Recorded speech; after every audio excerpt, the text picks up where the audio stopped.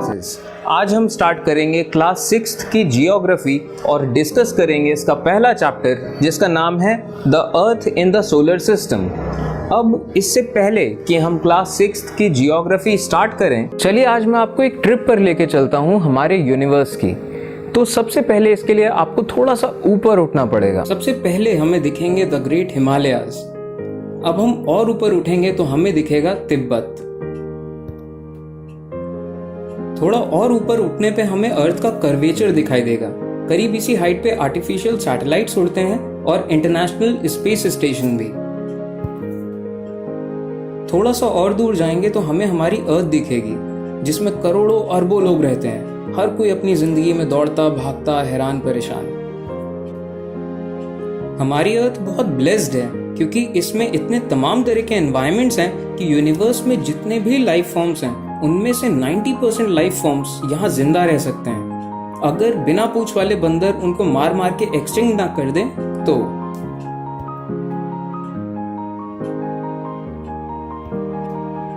अब सबसे पहले सलाम करते हैं उस तारे को जो हमारी अर्थ के सबसे करीब है और जिससे हमारी अर्थ को लाइट मिलती है, हीट मिलती है और जिसकी वजह से हमारी अर्थ पे लाइफ सरवाइव कर पाती है। और अब तेजी से दूर निकलते हैं लाइट की स्पीड से भी कई गुना तेजी से। सबसे पहले हमें मिलेगी मून की ऑर्बिट। और दूर जाने पे हमारी अर्थ बस एक छोटे से डॉट जितनी दिख रही है। अब और आगे बढ़ने पे हमें दूसरे प्लैनेट्स की ऑर्बिट्स दिखेंगी और फिर और भी बहुत आगे जाने पे हमें मिलेगा हमारा सोलर सिस्टम। सोलर सिस्टम से बाहर निकलते ही हमें दिखेंगे तमाम ज़ोडियाक कॉन्स्टेलेशंस। हम अभी इतनी तेज चल रहे हैं कि लाइट की स्पीड से भी अगर चला जाए तो यहाँ पे पहुंचने में 1 साल लग जाएगा।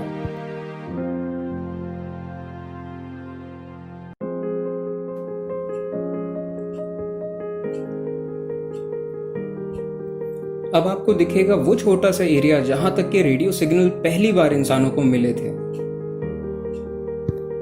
अब स्पीड बढ़ा के और तेजी से बाहर निकलते हैं और अब हमें दिखेगी हमारी गैलेक्सी मिल्की वे जिसमें हमारे सोलर सिस्टम जैसे करोड़ों सिस्टम्स हैं और हमारी अर्थ इसके किसी कोने में छिपी होगी जैसे किसी रेगिस्तान में कोई तिनका छिपा होता है। हमारी गैलेक्सी के पड़ोस में है एंड्रोमेडा गैलेक्सी जो हमारी गैलेक्सी के पास आ रही है और कुछ लाखों सालों में वो हमारी गैलेक्सी से टकराएगी। अब और आगे बढ़ने पे हमें दिखेगा कि हमारी गैलेक्सी कोई अकेली गैलेक्सी नहीं है। ऐसी करोड़ों अरबों गैलेक्सीज हैं जो कि पूरे स्पेस में फैली हैं।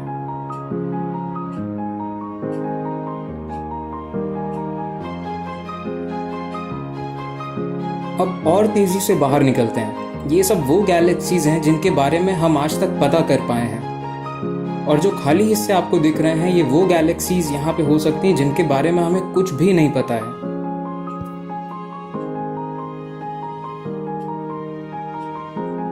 ये अरबों गैलेक्सीज रैंडमली बिखरी हुई नहीं हैं। ये एक पैटर्न में लगी हैं जिसे कॉस्मिक वेब कहते हैं और इससे भी बाहर निकलने पे हमें मिलेगा कॉस्मिक माइक्रोवेव बैकग्राउंड रेडिएशन। अब आप जो देख रहे हैं ये है हमारा यूनिवर्स या ब्रह्मांड, द कॉस्मिक एग। वैसे एक बात बताऊं, आप जो देख रहे हैं इसमें एक गलती है और जानते हैं गलती क्या है? वो गलती ये है कि आप यूनिवर्स को बाहर से देख ही नहीं सकते हैं। और अगर आपको ये नहीं पता कि हम यूनिवर्स को बाहर से क्यों नहीं देख सकते हैं तो इसका मतलब कि आपको दरअसल में नहीं पता है कि यूनिवर्स बनता कैसे है। तो ऐसे लोगों के लिए मैं ये टाइटल पे दे रहा हूँ लिंक जिसमें मैंने समझाया है बिग बैंग थ्योरी और बताया है कि यूनिवर्स बनता कैसे है। वो वीडियो देखने के बाद अगर आप इस चीज़ को महसूस कर सकते हो कि आप यूनिवर्स को बाहर से क्यों नहीं देख सकते तब तो ठीक है। अगर आपको नहीं महसूस हो रहा है तो आप कमेंट करना इस वीडियो पे। मैं नथिंगनेस पे एक अलग वीडियो बनाऊंगा, आपको समझाऊंगा कि आप यूनिवर्स को बाहर से क्यों नहीं देख सकते। खैर, साइंटिस्ट का मानना है कि हमारे यूनिवर्स जैसे और भी बहुत सारे यूनिवर्सेस हो सकते हैं और उन तमाम यूनिवर्सेस में शायद लॉज ऑफ नेचर भी अलग अलग तरह से काम करें और वहाँ के लाइफ फॉर्म्स भी बहुत अलग हों हमसे, और इसी वजह से इन्हें मल्टीवर्सेस कहते हैं। खैर, अर्थ से हम अभी इतना दूर हैं जिसकी हम कल्पना भी नहीं कर सकते, तो फटाफट चलते हैं वापस। अब हमें दिख रहा है वो छोटा सा पॉइंट जहां एनर्जी कन्वर्ट होती है मैटर में और ये यूनिवर्स बनता है। अब इसकी करोड़ों अरबों गैलेक्सीज में से अपनी गैलेक्सी को ढूंढते हैं, द मिल्की वे गैलेक्सी या आकाशगंगा।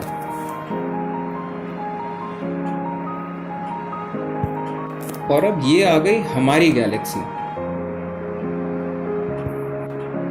अब हम अपनी गैलेक्सी में आ गए हैं, तो चलिए अब अपना सोलर सिस्टम ढूंढते हैं। और सोलर सिस्टम ढूंढने के लिए पहले हमें अपना सूरज ढूंढना पड़ेगा, और इन करोड़ों अरबों तारों के बीच में चलिए अब ढूंढते हैं अपने सूरज को। और सूरज को ढूंढते वक्त ये ध्यान रखिएगा कि सूरज अभी एक छोटे से तारे जैसा दिख रहा होगा, क्योंकि हम उससे बहुत दूर हैं। तो ये रहा हमारा सूरज, और जैसे जैसे हम इसके नज़दीक जाएंगे वैसे हम देखेंगे कि अब जो प्लैनेट्स हैं, आउटर प्लैनेट्स, उनकी ऑर्बिट्स हमें दिखाई दे रही हैं। और इसके किसी कोने में एक छोटा सा हल्का सा डॉट होगा जो कि है हमारी अर्थ। इतने बड़े यूनिवर्स में बस एक छोटा सा तिनका है ये अर्थ। और बहुत इंटरेस्टिंग सी बात है कि इतने छोटे से तिनके में जो लोग रहते हैं वो ये समझते हैं कि वो पूरा सच जानते हैं उसके बारे में जिसने इस दुनिया को और इस पूरे यूनिवर्स को बनाया। ये है हमारे नीले रंग की बॉल, हमारी अर्थ, जिसमें हम खुद रहते हैं। इसने करोड़ों सालों में न जाने क्या कुछ नहीं देखा, काश हम जान पाते। तो चलिए अब शुरू करते हैं क्लास 6 की जियोग्राफी। अब सबसे पहले डिस्कस करते हैं ये जो टर्म है जियोग्राफी। लैटिन लैंग्वेज में जियो का मतलब होता था अर्थ। अब इसके बाद आप इसके आगे कोई और लफ्ज़ जब लगाएंगे, कोई और वर्ड लगाएंगे, तो उससे एक नया वर्ड निकलेगा जिसकी अलग मीनिंग होगी। तो जैसे जियो के आगे हमने लगाया ग्राफी। ग्राफी का मतलब होता है राइटिंग, यानी कि लिखना। तो जियोग्राफी वर्ड बना। तो जियोग्राफी का क्या मतलब होता है? राइटिंग अबाउट द अर्थ, कि आप लिख रहे हो किसी चीज़ को, मतलब स्टडी कर रहे हो कि यहाँ पे पहाड़ हैं, यहाँ पे नदियाँ हैं, यहाँ पे इस तरह की सॉइल है, वहाँ पे उस तरह के फॉरेस्ट हैं। ये सब चीज़ें आप स्टडी कर रहे हो, इनको लिख रहे हो, राइटिंग्स अबाउट द अर्थ, इसे कहते हैं जियोग्राफी। और इसके अलावा अगर जियो के आगे लॉजी लगा दिया जाए, लॉजी मतलब ये वर्ड आया है लॉजिया से। लॉजिया का मतलब होता है किसी चीज़ को स्टडी करना लॉजिकल सेंस में, तो इससे वर्ड बना जियोलॉजी। जियोलॉजी का मतलब होता है स्टडी ऑफ द अर्थ, मोर और लेस, लेकिन ये थोड़े से अलग फॉर्म में। जियोग्राफी में हम देखते हैं कि क्या क्या वेरिएशंस हैं लैंड फॉर्म्स में, एंड जियोलॉजी में हम पर्टिकुलर वेरिएशंस को स्टडी करते हैं। अब इसके बाद जियो के आगे अगर मेट्री लगा दिया जाए, मेट्री वर्ड आया है मेट्रिया से। मेट्रिया मतलब किसी चीज़ को मेजर करना, किसी चीज़ को नापना, तो वर्ड बनता है जियोमेट्री।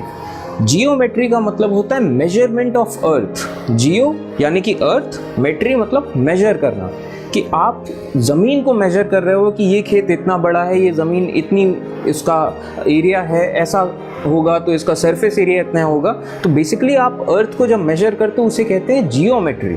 तो ये तो बात हुई इस सब्जेक्ट के नाम की, जियोग्राफी। जियोग्राफी, जियो यानी अर्थ, ग्राफी मतलब लिखना।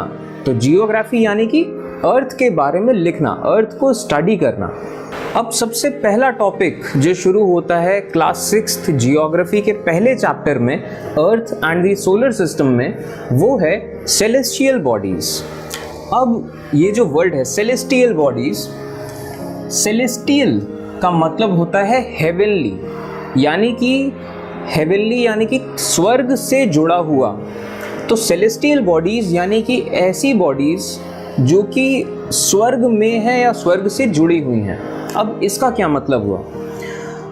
तो दरअसल हमेशा से जो इंसान रहे, वो इंसान हमेशा इस बात से फैसिनेटेड रहे कि हमें किसने बनाया, हम पैदा हुए तो क्यों पैदा हुए, हम यहाँ धरती में हैं तो क्या करने के लिए हैं, पर्पस ऑफ लाइफ क्या है, हमें किसने बनाया। तो वो हमेशा जब ये सवाल आता था तो वो उन्हें एक चीज़ ज़रूर दिखती थी, वो रात के टाइम पे इन्हें पूरा आसमान दिखता था जिसमें उन्हें तमाम तरह के तारे दिखते थे, तमाम तरह के प्लैनेट्स, हर तमाम तरह की चीज़ें दिखती थी, पूरा यूनिवर्स दिखता था। तो वो बहुत फैसिनेटेड होते थे इस चीज़ से और उन्हें लगता था कि भगवान कहीं है तो ऊपर ही कहीं है। ठीक है, तो ऊपर जितने भी आसमान में जितने भी बॉडीज़ दिखाई देते हैं, जितने भी प्लैनेट्स हों या स्टार्स हों, उन सबको फिर हेवनली बॉडीज़ कहा जाने लगा, यानी कि सेलेस्टियल बॉडीज़। तो ये तो रही बात इसके नाम की। अब जब आप आसमान में देखते हैं क्लियर स्काई में, तो आपको तमाम तरह के सेलेस्टियल बॉडीज़ दिखाई देंगे। अब वो कितने तरह के हैं, चलिए इस पे बात करते हैं। The sun, the planets, the moon, the stars and all those objects shining in the sky are called celestial bodies।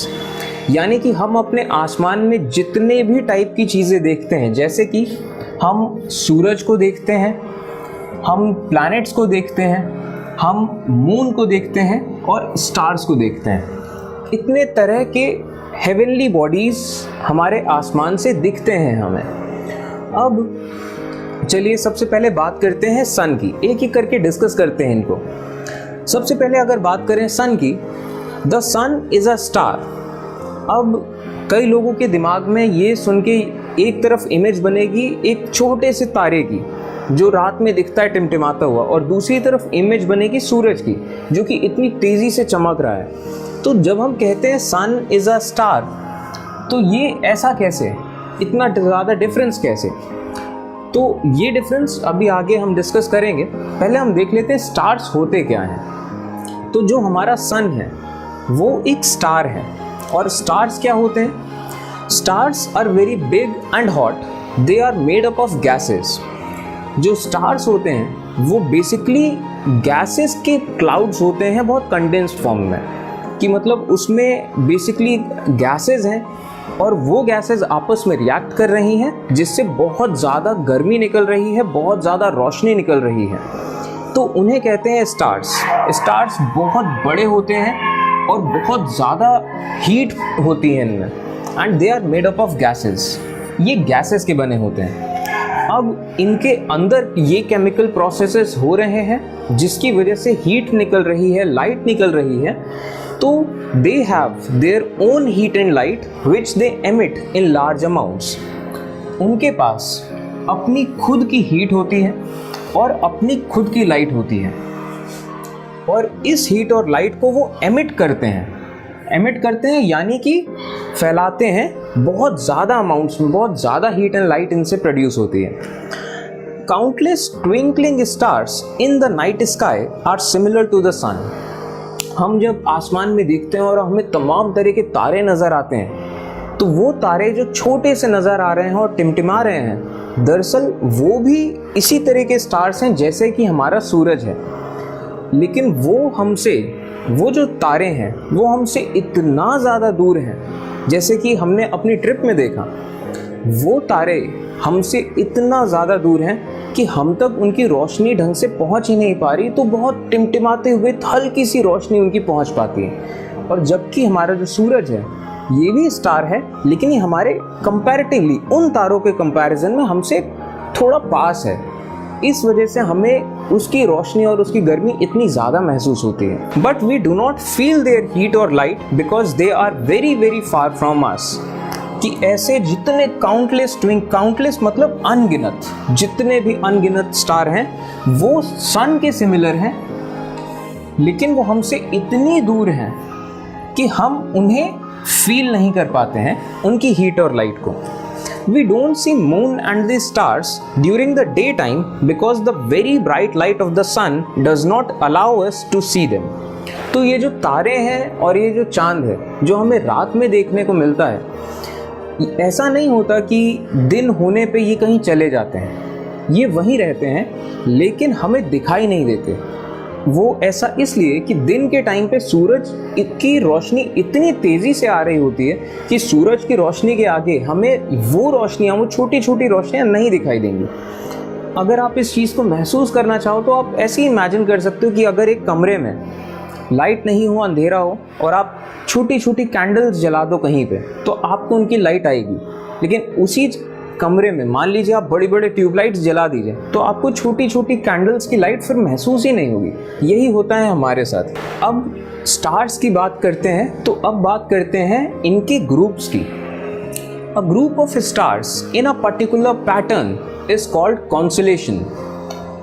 अब जब हम रात में तारों को देखते हैं तो तारे रैंडमली, हमें लगता है कि रैंडमली कहीं लगे हुए हैं, और इन तारों के बीच में अगर आप रोज रात में नोटिस करो तो आप ये नोटिस करोगे कि कुछ ऐसे ग्रुप ऑफ स्टार्स हैं, कुछ स्टार्स हैं जिनका एक ग्रुप है जो कि हमेशा एक पर्टिकुलर पैटर्न में नजर आते हैं।